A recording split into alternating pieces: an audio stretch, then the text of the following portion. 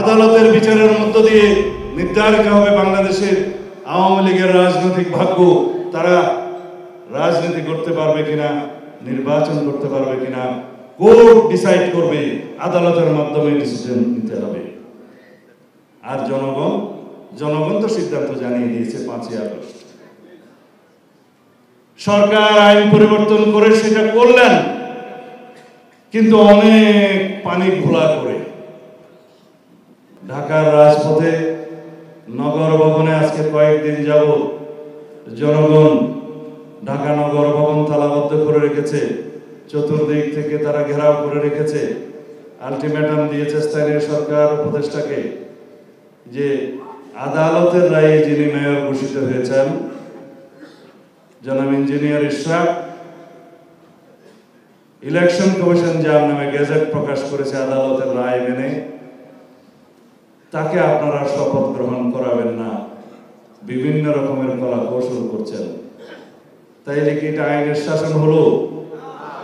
আইন আদালতের শাসন হলো? আমরা কিসের শাসনের জন্য অপেক্ষা করছি? আইনের শাসনের জন্য। আর প্রফেসর ইউনূস সাহেব এবং আপনার একজন অল্প বয়স্ক উপদেষ্টা স্থানীয় সরকার মন্ত্রণালয়ের দায়িত্ব আছেন, তারা মনে করছেন যে তারা আইনের আদেশ মানবেন না, কোর্টের আদেশ মানবেন না, ইলেকশন কমিশনের গেজেট নোটিফিকেশনকে তারা তোয়াক্কা করবেন না।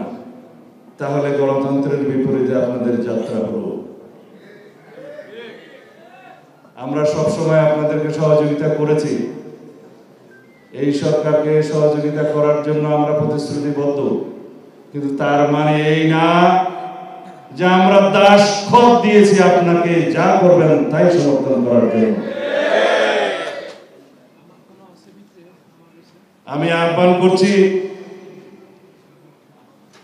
অতি অল্প সময়ের মধ্যে, পারলে আজকে কালকের মধ্যে ঢাকা দক্ষিণ সিটি কর্পোরেশনের মেয়র হিসাবে আদালত ঘোষিত